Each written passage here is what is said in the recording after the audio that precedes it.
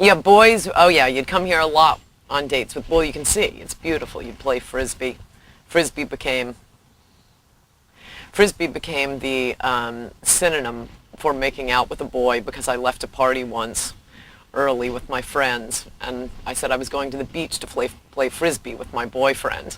And so the next day at school, or the next week, it was, oh, how was Frisbee? So everybody knew. And it just became, you know, you'd be talking about going out with someone. Oh, yeah, you know, we went to a movie, had dinner, and then we played Frisbee. This was pretty much the ideal place to grow up, right?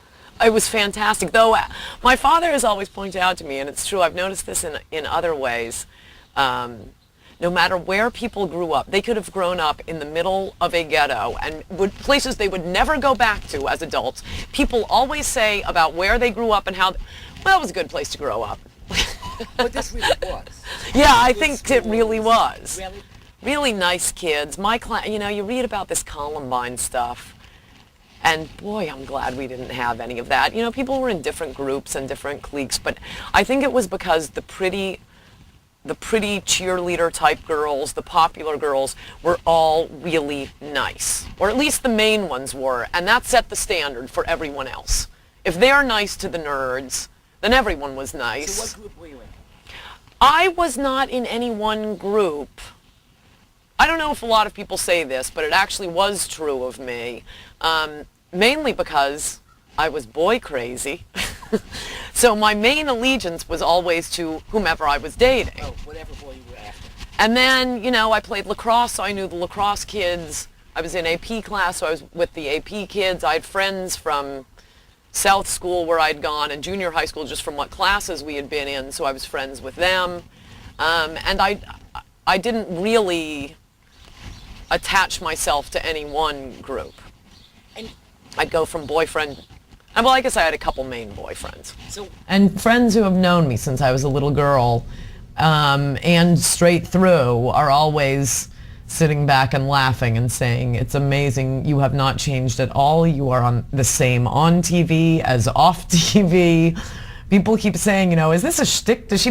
No, she's always like this. and did you ever have a liberal teacher in school? Oh, yeah. No, the question is, did I ever have a conservative teacher? No, my first fight with a teacher was in first or second grade.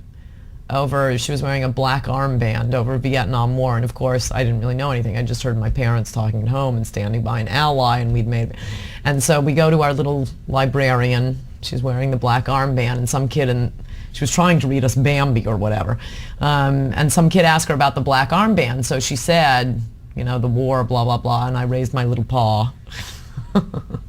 And we never got to Bambi that day.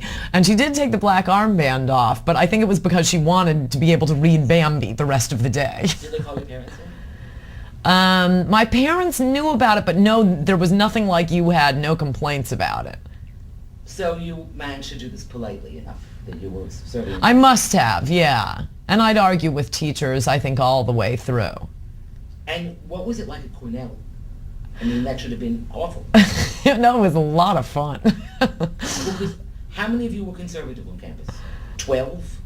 It was about that. No, and worse than that, the college Republicans. And this has changed, I think, since I was it was starting to change when I was there, but when it used to be that it was the college newspapers were the conservatives, and the college Republicans were invariably the Chris Shays of the colleges. And so when I was at college, the college Republicans, their very first meeting, now think of this, you're a little conservative from say Indiana or Nebraska, and you go to the Cornell Republican meeting, and at their first meeting they show a pro-choice video and say, well, of course the college Republicans are for abortion. This is as far right as you think you're going to find on the campus now.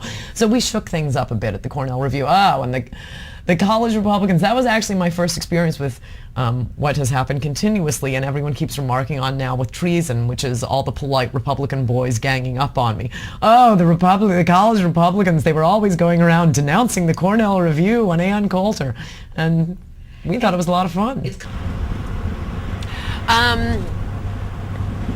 Because I didn't want to go where everyone else was going. I suppose I knew from going to New York all the time that New Canaan was this idyllic little town, and I loved it.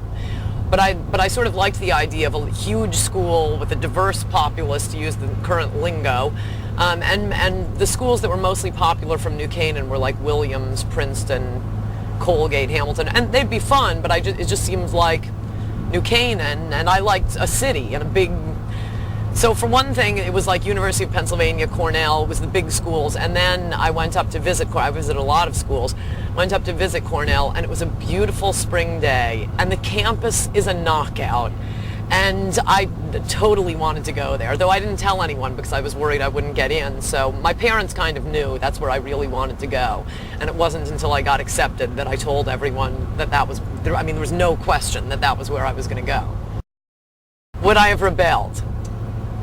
Yeah, I've wondered that. I'm sure I would have, though probably not. I would have rebelled in a different way. I mean, I wouldn't have ended up being Noam Chomsky. Which he would be glad to hear.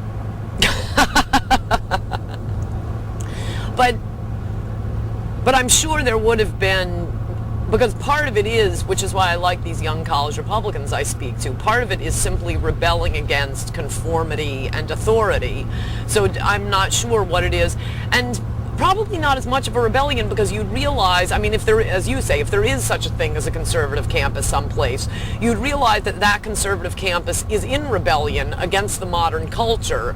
So at what point you're rebelling against it's hard to be too much of a conformist as a conservative in America just because the culture is so liberal.